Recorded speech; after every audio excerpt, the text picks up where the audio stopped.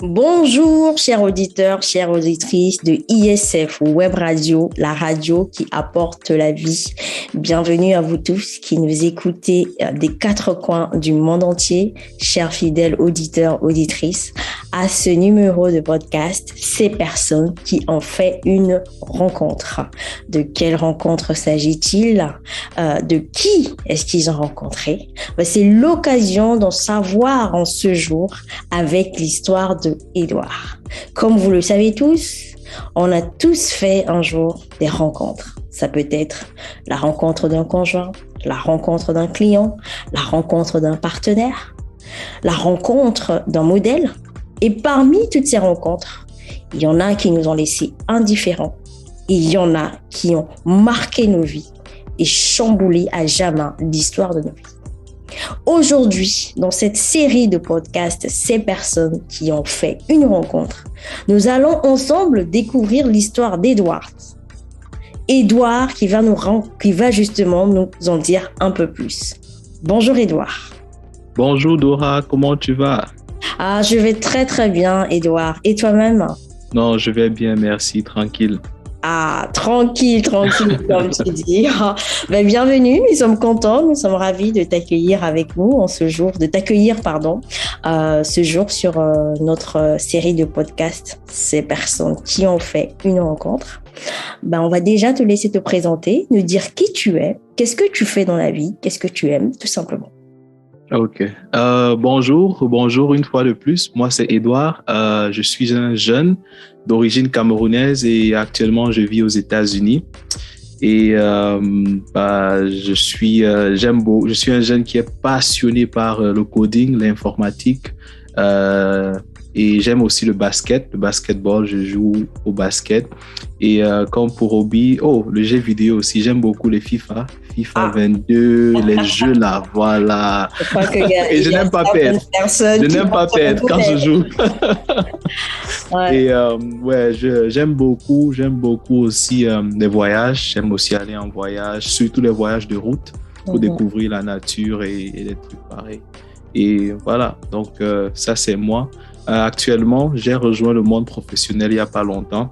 Je travaille dans une entreprise informatique, là où on améliore les applications mobiles et des trucs pareils. Très bien. Donc, on peut dire que tu es un jeune dynamique qui n'aime pas perdre. Voilà. Pas encaisser les buts. Oui. Ok. Tiens, tu aimes voyager et je suppose que lorsqu'on voyage, on fait des rencontres. Ah oui. Et aujourd'hui, toi, tu viens nous parler d'une rencontre en particulier. Oui. Mais avant cela, est-ce que tu peux nous dire, Édouard, qui était Édouard avant cette rencontre? Qu'est-ce qui a amené Édouard à cette rencontre-là? Bon, qu'est-ce qui a amené Édouard à cette rencontre? Je dirais déjà dans la vie, il y a des rencontres qui sont programmées, planifiées. Il y en a d'autres qui se passent comme ça, sans notre avis, sans nous prévenir. Et avant cette rencontre-ci, j'étais un jeune je suis né et grandi au Cameroun. J'ai vécu dans une famille avec mes deux parents et j'ai eu la grâce d'aller dans un internat. Donc, mes 7 ans de la 6e jusqu'en terminale, je les ai passés dans un internat. Et il faut dire que j'étais très timide, très timide, réservé comme un jeune garçon. Mais j'étais très compétitif, comme j'ai dû le mentionner au début de ce... Oui.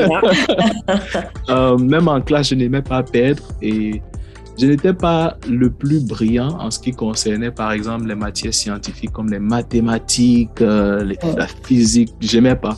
Mais en ce qui concernait la littérature, l'histoire, la géographie, j'aimais bien ces matières-là. Donc, à l'école, ça allait. Mes parents sont des enseignants retraités aujourd'hui. Donc, on ne blaguait pas avec notre éducation. Et dans cet internat-là, j'ai rencontré beaucoup d'amis de backgrounds divers,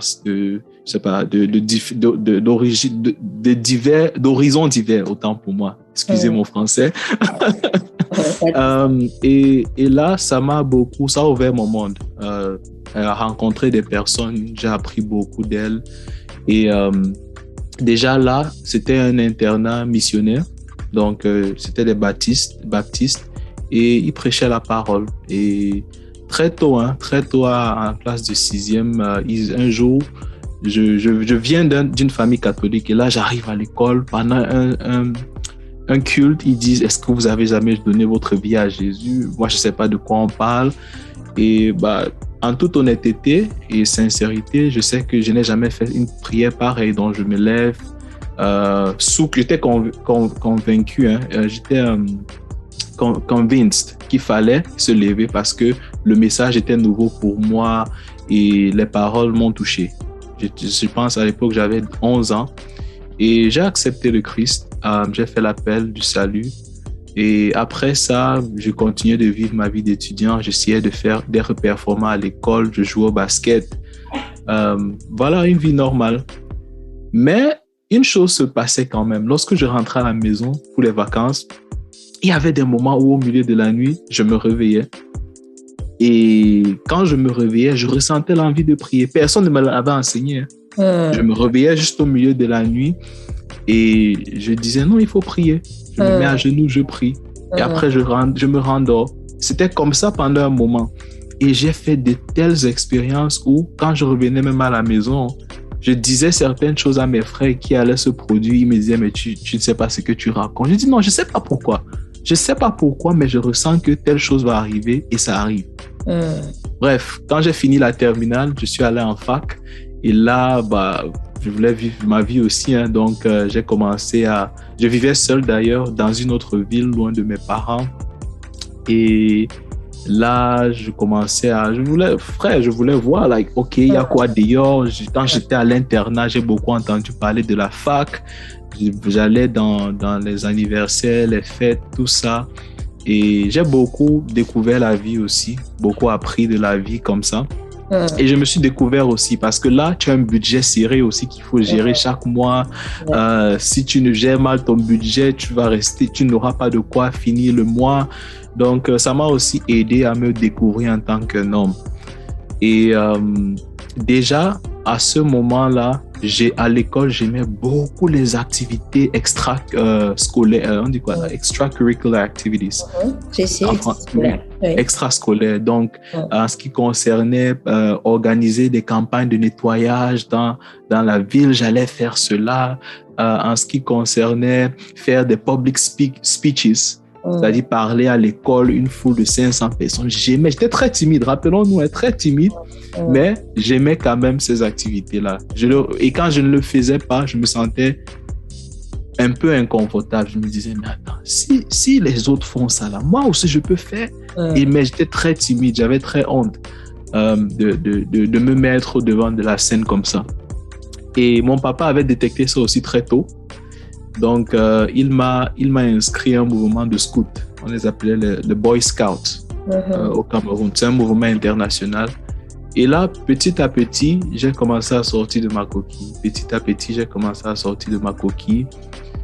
Mais en même temps aussi, après, quand je suis allé en fac, je vivais ma vie. J'allais aux fêtes, tout ça. Et avec mes amis, souvent, il y avait un truc qu'on faisait. On n'aimait pas boire la bière, mais en tant que les hommes, on se disait, OK, là, on va voir qui est plus homme que l'autre. On va voir qui peut boire le plus de bière sans tomber et rester debout. Ça, c'était un truc qu'on aimait beaucoup faire. Et oui, j'ai fait ça aussi. Et voilà. Après, j'ai eu, par la grâce de Dieu, après cette vie, j'ai fait une année en fac. Et après, j'ai voyagé pour les États-Unis. Mais encore là, cette voie-là, ce désir de donner, de créer des activités pour ma communauté, de contribuer à quelque chose. Chaque fois que j'étais dans un environnement, j'avais toujours cela à cœur. Et je pense que ça m'est venu d'être un Boy Scout parce que Lord Baden-Powell, qui était le fondateur, était un homme religieux. Et l'une des choses qu'il avait dit dans les écrits de scout qui m'a toujours marqué dès ma tendre enfance jusqu'à maintenant, il a dit, chaque fois que tu vas dans un environnement, il faut toujours le laisser mieux que tu ne l'as trouvé. Et je ne sais pas pourquoi, it stuck with me. C'est resté en moi. Et partout où j'allais, que ce soit, même dans les fêtes, hein, quand j'allais souvent dans les fêtes, là, je dis non, il faut que quand on arrive là, on fasse bien la fête mieux que les autres qui étaient là. Non, sérieux, hein? C'est sérieux. On l'a piqué partout. Oui. Même lorsque j'allais au stade de basket, je me disais non, si le match d'avant, on avait mis 30 points, là, on doit mettre 32. Il faut toujours laisser même le terrain de basket mieux qu'on ne l'avait trouvé. C'était fou. Et ça, ce sont des voix que j'entendais au-dedans de moi. Et oui, je suis venu aux États-Unis et là encore, je me suis dit, mais là, je suis aux States. Je suis aux States, Manhattan, New York. Je veux vivre ma vie des States, frère. Je suis aux States quand même. Et, le rêve américain? Oui. Mais, sauf que lorsque j'ai commencé à vivre la vie des States, et quand je dis vivre la vie des States, c'était, par exemple, entretenir plusieurs filles, causer avec des filles, par exemple. Et je me disais, non, je veux causer avec des filles, rien de mal. Et je pouvais leur faire, on appelle ça comment? Cours de répétition même à certaines, à l'école. Et c'était aussi une façon pour moi de redonner à ma communauté, même par les cours de répétition. Certains me payaient, d'autres ne me payaient pas. Mais I started giving back like that. Mais dans le processus de giving back, j'ai commencé à causer avec beaucoup de filles aussi.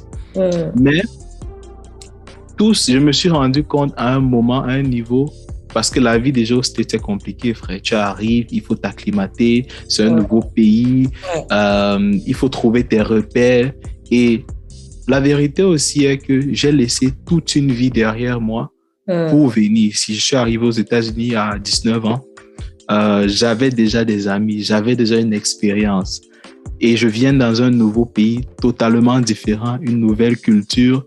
Et il faut dire que je suis allé à l'école en anglais. Et quand j'arrive aux États-Unis, je me dis, non, je sais parler anglais, c'est tranquille, frère. J'ouvre ma bouche, je parle, me dis, des petits trucs comme ça te frustent, mais tu te dis, mais attends, mais je connais l'anglais, mais je me suis rendu compte que je ne connaissais pas assez l'anglais pour être adapté à mon environnement. Donc, il fallait réapprendre. Mais avec tous ces challenges-là, je ne pouvais pas ajouter le stress qui vient avec les fêtes. Parce que même, il faut le dire, j'étais aussi à temps partiel. Quand je n'étais pas à l'école, j'étais aussi DJ à certains petits anniversaires, certaines les fêtes ici et là. Et tout ça, c'était, je ne sais pas comment expliquer, mais je suis arrivé dans un pays, il faut se battre. Il faut trouver ses repères. Mais il y a toujours cette voix-là en moi qui me dit, il faut laisser ton milieu mieux que tu ne l'as trouvé. Il faut laisser ton environnement mieux que tu ne l'as trouvé. Et je me rappelle, après un an aux États-Unis, j'avais presque fait une bêtise. Et là, quand je me suis ressaisi, je me suis dit, mais attends, en un an, si je faisais cette bêtise, tout mon temps aux États-Unis ou tout le reste de ma vie, j'allais payer le prix de cette erreur-là. Et je me rappelle ce jour-là, je me suis regardé dans la glace, j'ai dit, attends, ça va un peu trop vite là pour moi, ça va vraiment trop vite. J'ai l'impression de ne plus rien maîtriser. J'ai l'impression de ne plus rien contrôler. Au fond de moi, je sais ou je connaissais l'éducation que mes parents m'avaient donnée. Et je lisais la parole de Dieu aussi. Je savais que, bon, il y a beaucoup de choses que j'ai fait qui ne sont pas en accord avec la parole de Dieu. Et je n'avais pas la paix avec ça. Mais ce jour-là, je me suis dit, OK, à partir d'aujourd'hui, je veux que ma vie compte. Je n'avais pas entendu de prédication, non, je me suis juste regardé, j'ai dit non. Ce que je suis en train de faire maintenant, à ce moment de ma vie, après un an aux États-Unis, ça ne correspond pas avec qui je pense que je dois être. Et je me rappelle, j'ai pris mon téléphone, j'ai commencé à supprimer les numéros. Supprimer les numéros. Et le lendemain, j'ai dit, même à l'école, je vais être plus intentional. Intentional en français. Intentionnel, oui, plus appliqué dans ma façon d'être même étudiant. Parce que j'étais étudiant, mais pas assez impliqué dans ma vie d'étudiant. Et là, c'est pas comme si Dieu a commencé à ouvrir les portes. Et me voici après une année aux États-Unis de confusion. Et je me rappelle, j'avais fait la prière aussi à Dieu. J'ai dit à Dieu, je ne sais pas pourquoi je suis dans ce pays. Je ne sais pas exactement ce que tu as pour moi, mais j'ai la foi que je vais laisser ce pays, je vais laisser mon école même mieux que je l'ai trouvé. Toujours cette voix-là en moi. Et c'est fou comment Dieu a commencé à ouvrir les portes pour moi. J'arrive à l'école un jour, il y a une dame qui voulait partager des flyers aux étudiants. Je dis, oh, est-ce que je peux vous aider? Elle me dit, oui, bien sûr, vas-y. Je l'aide. Après, elle voit le service, elle me voit vraiment à l'œuvre. Et je faisais pas ça en calculant quoi que ce soit. Hein. Je voulais servir à quelque chose. Parce que pour moi, c'est like, OK, tu fais les maths, tu fais l'informatique, tu es programmeur. Mais après quoi, en fait? Après quoi? C'est bien beau, j'aime ça, mais la vie, il y a une petite épice qui manque. Et pour moi, c'était ma façon d'ajouter cette épice-là à ma vie. Et la dame a été marquée par la façon dont j'ai servi. Elle m'a proposé de rejoindre l'administration des étudiants dans mon université. Et j'avais commencé comme un membre de l'équipe. Quelques mois après, c'était les élections pour la nouvelle équipe du student government, comme on appelle ça ici. Et je vais raccourcir l'histoire. J'ai eu beaucoup de challenges, mais j'ai appliqué pour la présidence de cette administration-là, pour être président de student government de mon université. Et c'est une université qui sert environ 38 000 étudiants. Et après tous ces challenges, Dieu a fait grâce. J'ai pu battre campagne. Il fallait battre campagne. C'était sérieux contre les Américains de souche et tout. Et j'ai gagné. Et me voilà, après, à moins de 2 ans aux États-Unis, Dieu a ouvert les portes et je me rends compte qu'en tant qu'étudiant, j'ai un bureau maintenant pour moi. J'ai toute une équipe. Il y a tout un budget de plus de 50 000 $ qu'on doit gérer l'année. C'était vraiment interesting parce que c'est toujours ce à quoi j'ai aspiré. Mais ce que je ne savais pas, c'est que cette expérience-là était very targeted, était très... Avait un but très précis que moi-même j'ignorais. Moi, je me disais non, c'était pour... Non. J'ai bien fait mon parcours. Après ça, notre administration a été reconnue par l'université. On a donné les prix, les meilleurs étudiants de l'année. Tout ça, c'était bien. Et là, maintenant, forcément, je ne devais plus aller vers des filles. Parce que là, maintenant, c'est là, oh, wow, maintenant, des filles venaient vers moi. Mais j'étais... c'est quand même le président, s'il vous plaît. J'étais résolu en ce moment-là à me dire, OK, là, ma vie doit compter. Je dois vivre ma destinée. Et entre parenthèses, une parenthèse rapide, pour la première fois, j'ai perdu un membre de ma famille qui était très proche à moi, la petite sœur de ma mère. 2017, si ma mémoire est bonne. Et là, ça m'a encore affirmé ce besoin de vivre ma destinée parce que je me dis, mais comment ma tante, la petite sœur de ma mère que je connais là, la voiture l'a cognée, écrasée comme ça, elle est décédée. Elle n'avait pas planifié qu'elle allait mourir. Et je ne sais pas comment expliquer, ça a créé une colère en moi. Je me suis dit, si c'est comme ça là qu'on meurt, frère, non, moi je veux mourir ayant fait quelque chose en fait. Je veux mourir ayant fait quelque chose. Et je me rappelle le jour là quand j'arrive chez ma grande sœur ici, tout le monde pleure le deuil. Je me dis, attends, donc quand moi je vais mourir là, les gens vont venir comme ça pleurer. Et après j'aurai quoi pour montrer? Et d'ici c'est comme ça, parce que c'est une garantie que nous tous on va mourir. Et on ne choisit pas souvent comment on va mourir. Exactement. Je me suis dit, si on doit pleurer pour moi, il faut qu'il pleure avec un legacy. Je ne sais pas comment on appelle legacy en français. Un héritage. Un héritage.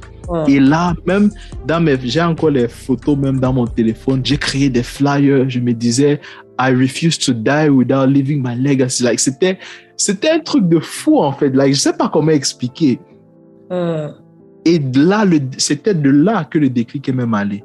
Bref, après ça maintenant, j'étais toujours résolu malgré le fait qu'il y avait certaines tentations ici et là.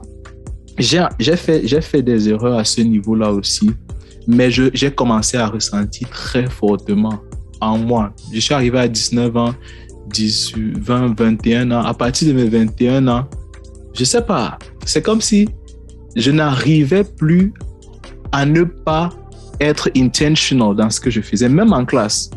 Même en classe, même avec mes études, je me disais non, si je fais informatique, ça doit être pour laisser un héritage quelconque. Je sais pas, hein, moi, même si c'est un héritage au niveau de mon quartier, il n'y a pas de souci, mais ça doit avoir un but. Je ne peux pas faire informatique juste pour le plaisir de le faire. Et je tiens à préciser, je n'allais toujours pas à l'église ici. Ça, c'était vraiment dans ma marche avec Dieu. Et Dieu a fait grâce, je dis grâce, j'ai rencontré une sœur qui était née de nouveau, qui m'a beaucoup challengé, beaucoup appris. Et on apprenait à se connaître, on a appris à se connaître. Et j'ai fini l'école. Et là, lorsque je finis l'école, je commence à me dire, OK, là, la sœur, là, elle a été là à m'écouter. C'est peut-être la femme que Dieu a pour moi. Mais je me suis rendu compte que j'ai un plan, mais il y a d'autres plans qui sont plus importants que mes plans. Et en 2020, les choses n'allaient plus bien et c'était difficile. Et avec le Covid qui s'est encore installé, ça n'a pas facilité les choses. Et je me rappelle, en ce moment-là, Dieu commençait à ouvrir mes yeux par rapport aux aspects de moi que toute autre personne qui regardait de l'extérieur n'allait jamais voir et se dire non, c'est bien, il essaie d'être involved dans sa communauté. Mais je me suis rendu compte en fait que tout ça, c'était une parure. À l'intérieur de moi, il y avait toujours un vide. Il y avait toujours un vide. Même malgré tout ce qui se passait à l'extérieur, à l'intérieur de moi, il y avait un vide. Et même dans ma relation avec cette fille-là, cette sœur-là, quand je dis sœur, c'est pas ma sœur, hein.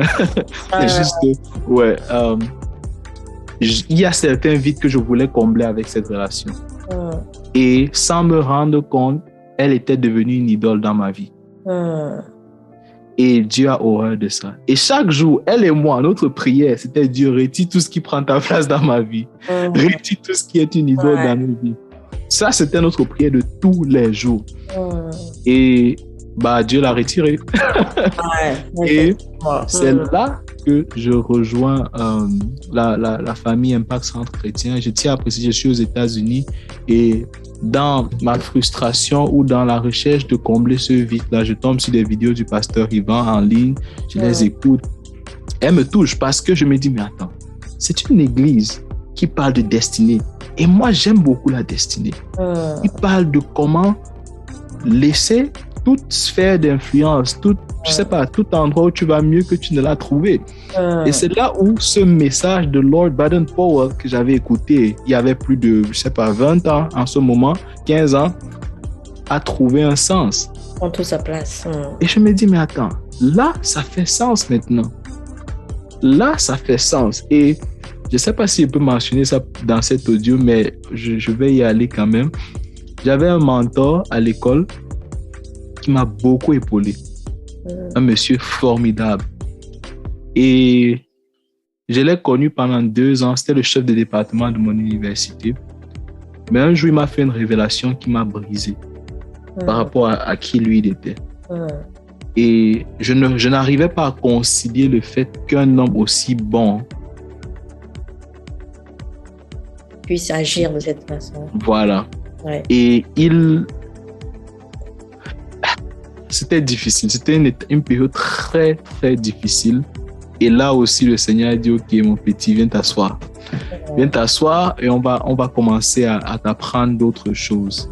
Et en 2021, je me rappelle, j'ai dit à Dieu, j'ai fait beaucoup de choses jusqu'ici. J'ai essayé beaucoup de choses de moi-même. La durée ou depuis quand j'ai fait l'appel au salut, pour moi, ce n'est pas important. le plus important à ce moment, c'est que je me rends compte que Dieu, tu n'es pas complètement au contrôle de ma vie. Parce qu'il y a des choses que je croyais que je maîtrisais, mais je ne maîtrise pas du tout. Et après un culte d'ICC, j'avais envoyé salut à tel numéro. J'ai envoyé salut malgré le fait que je savais que j'avais fait la prière. Et la dame qui faisait l'intégration, elle m'appelait juste pour prendre mes contacts. C'était comme une montagne qui avait du volcan qui attendait juste qu'on ouvre un peu une petite fissure. J'ai explosé au téléphone.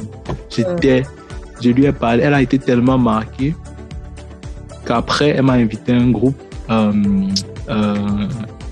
le GL, groupe d'impact en ligne, pour des temps de prière, de partage de la parole. Et au fur et à mesure, je commençais à comprendre, OK, là maintenant, je voulais telle chose. Il y a telle situation avec mon mentor qui m'a traumatisé, qui a brisé, qui m'a fait comprendre que je ne comprends pas les choses vraiment telles que je pense que je les comprenais. Il y a cette fille avec qui je cheminais qui me lâche. En même temps, il y a des incompréhensions familiales. Toutes ces choses-là, en fait, tout bougeait autour de moi. Chamboulait. J'avais personne sur qui m'accrocher, mais vraiment personne. Et en plus, il y avait le Covid, il faut le mentionner. La pression du Covid, tout le monde panique autour de toi. Les personnes que tu connais sont en train de décéder. Ah, frère, je me dis à l'heure là, il faut vraiment que je me rassure que I'm good with this destiny thing, en fait. Le truc ce sentiment de destinée. Et quand je suis venu à ICC, vraiment, j'ai tout remis au Seigneur, tout. Donc, en fait, là... Du moins, je croyais que j'avais tout remis. Mais au fur et à mesure, je me dis, là encore, il faut laisser ça. Là encore, il faut laisser ça. Et le processus a continué comme ça. Et par la grâce de Dieu, là, je me rappelle, il y a un jour, j'ai lu un verset, parce que dans cette période-là, j'ai commencé à méditer la Bible. J'ai aussi commencé à méditer ma Bible. Et je me rappelle ce jour-là, je suis tombé sur un verset en Proverbe. Je ne me rappelle pas le verset exact, mais ça parlait du cœur et des choses qu'on fait selon des actions qu'on prend souvent, mais notre cœur ne suit pas. Et je vous assure, c'est là, j'ai rencontré Dieu à travers cette parole. Cette parole-là, ce n'était rien de spectaculaire, mais c'était définitivement surnaturel. Je suis tombé, je me suis dit, mais attends, la parole-là m'a tellement parlé ce jour, je suis tombé en larmes. Je pleurais. C'était un verset, c'était pas long, hein, un verset. Je sais pas comment expliquer, mais en fait, je me suis rendu compte que jusqu'ici, beaucoup des choses que je faisais, que ce soit à l'école, extra-académique, même tout ce que je faisais, mon cœur disait que c'était pour le bien, mais en fait, c'était pour que les autres me voient comme bien. Et lorsque je n'avais pas ce retour-là, j'étais frustré. Et là, je me suis rendu compte que mon cœur est plus important à Dieu que tout ce que je faisais. Tout ce que je faisais. Et je sais pas, en ce moment-là, tu as la révélation du verset, mais tu te rends compte de combien tu te disais bien faire. Mais en fait... Mais... Très bien. Et qu'est-ce qui a changé justement après cette... Après ça, rencontre là, parce que quand tu écoutes ton histoire, on peut pas dire, Edouard, que oui, tu étais un athée, tu n'as jamais entendu parler de Jésus. Oui, voilà. Ton histoire nous montre qu'en fait, bien sûr, on peut avoir entendu parler de Jésus-Christ, mais on peut avoir un cheminement de vie à notre façon, à notre manière, jusqu'à ce que véritablement on vienne à lui. Ça peut être par diverses manières. Toi, ça s'est fait au travers de cette parole que tu as méditée. Mais une fois que tu as pris conscience là de ta destinée, tu as pris conscience justement de ce que tu as à faire et que surtout que ton cœur était plus important que tous tes projets, toutes tes actions, qu'est-ce qui a changé dans ta vie? Qu'est-ce que le Seigneur Jésus a changé dans ta vie? Premièrement, ma perception de Dieu. Honnêtement, quand moi je priais avant, je voyais Jésus comme un blanc aux yeux bleus, assis sur une chaise au ciel. Mais en ce moment-là, je me suis rendu compte en fait que la Bible dit que Dieu connaît les cheveux, le nombre de cheveux qu'il y a sur la tête de chacun de ses enfants. Et la Bible dit aussi qu'il a l'univers dans la paume de sa main.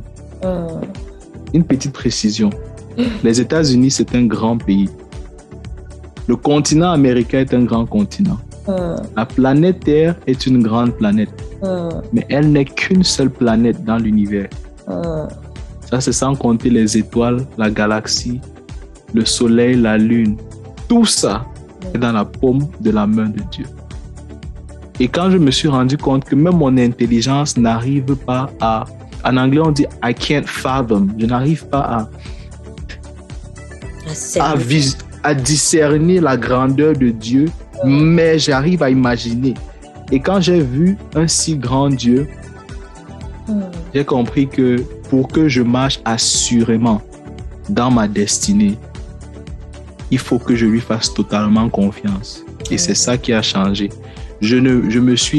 Par la grâce de Dieu, parce que c'est un effort quotidien, j'ai compris qu'il faut marcher par l'esprit tous les jours. Ce n'est pas une décision qui se fait et on essaie de marcher par l'esprit. On ne fait pas une prière pour marcher par l'esprit pendant 20 ans, non. Ça doit se renouveler chaque jour. C'est une relation qui doit être chaque jour parce qu'à chaque jour suffit sa peine. À chaque jour, on a besoin d'une grâce pour ce jour-là. Et c'est ça vraiment qui a changé. Je suis quitté d'un format religieux où je me disais, OK, je me lève le matin, de manière pratique, hein, je me lève le matin, je prie le matin, je prie avant de manger, je prie avant de me coucher, c'est bon. Non. Maintenant, toutes mes décisions, je veux savoir, mais Seigneur, qu'est-ce que tu penses de cette décision? Parce que jusqu'ici, il y a beaucoup de décisions que j'avais prises en me disant, non, là, c'est la bonne décision. Non, là, la sœur, là, non, tout ce que je vois là, c'est elle, ma femme. Mais mon cerveau est limité, ma vision personnelle est limitée. Donc maintenant, que ce soit, est-ce que je vais, par exemple, aller dans ce voyage-là?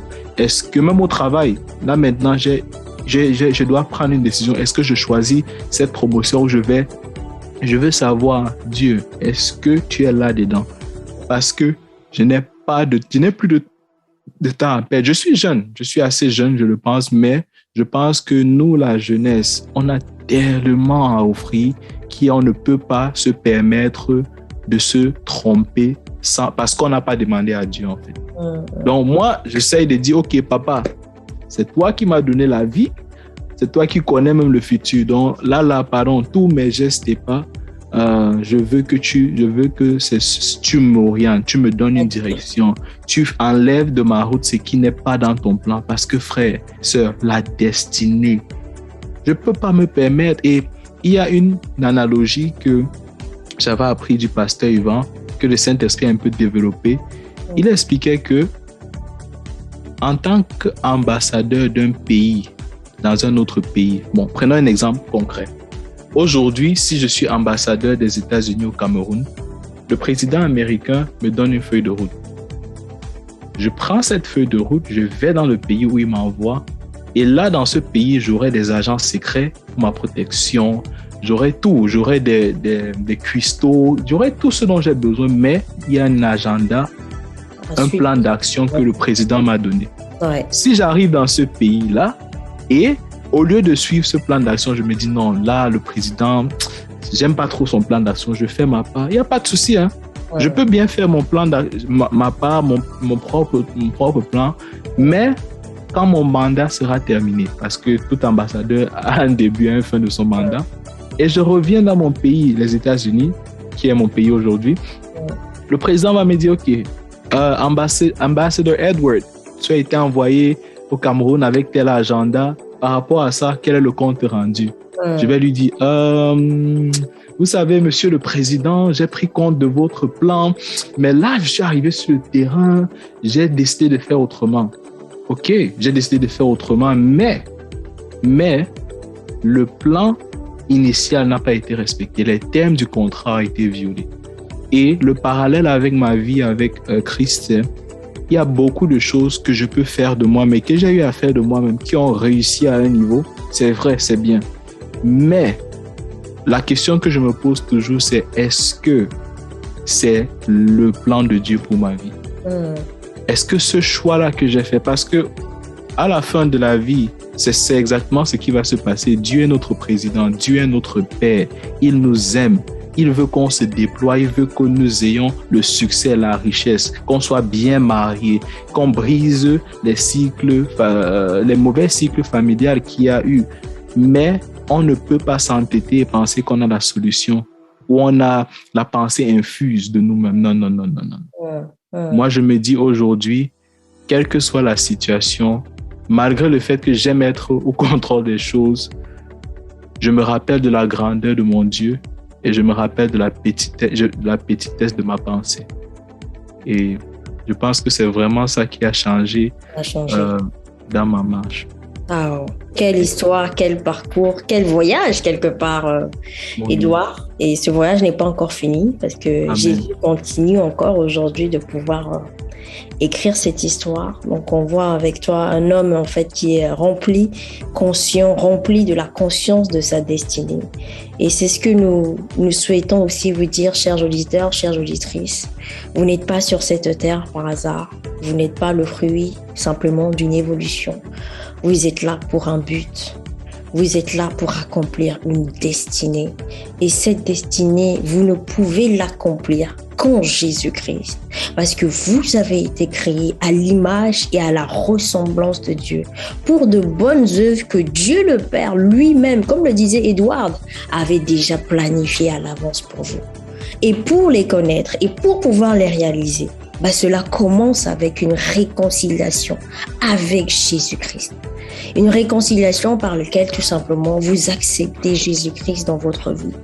Vous acceptez comme Édouard de lui faire confiance, de lui soumettre toute décision, toute action, tout projet que vous avez à faire. Et là, vous allez commencer justement à expérimenter cette marche par l'esprit. Cette marche où vous n'êtes plus simplement guidé par vos sens, par vos pensées, parce que vous savez ou pas. Mais c'est lui-même, celui qui a créé la terre, le ciel, l'univers tout entier. C'est lui qui vient et qui tient votre main et vous conduit dans ce voyage. Alors, Édouard, pour quelqu'un qui se pose la question de savoir qu'en est-il de ma destinée, qu'est-ce que je peux faire? Est-ce que toi, tu as un message à lui dire aujourd'hui? Oui, Dora. En 2 minutes. Ok, je vais essayer de faire vite. En 2 minutes, j'ai à l'esprit en ce moment cette idéologie-ci, cette image-ci. Lorsqu'on va par exemple dans un supermarché, disons pour acheter des céréales ou du maïs, en général sur la boîte, il y a un mode de description qui va dire mettez peut-être telle quantité dans le bol, mettez une autre quantité comme ça et ça va vous donner ceci. Bon, nous savons, j'ai pas créé ce céréal-là. Même les instructions là, c'est pas moi qui ai créé ça. Donc, mais je sais que si j'obéis à ces instructions-là, si je suis ce processus-là, je vais pouvoir faire peut-être un bol de céréales ou je vais peut-être pouvoir faire on appelle ça comment, une nourriture. Je vais pouvoir faire un repas. Un plat, voilà. Exactement.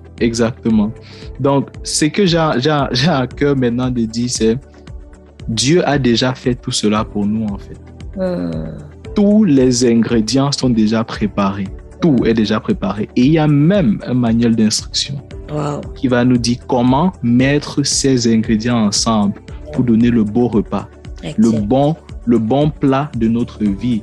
Et c'est quand Dieu ouvre tes yeux ou quand tu te rends compte de la grandeur de Dieu, de sa puissance, tout devient facile. Honnêtement, je vous assure, même pour le travail maintenant, parce que je sais qui marche avec moi, que Jésus marche avec moi, je ne stresse plus en fait. Et les portes s'ouvrent parce que ma foi est en lui.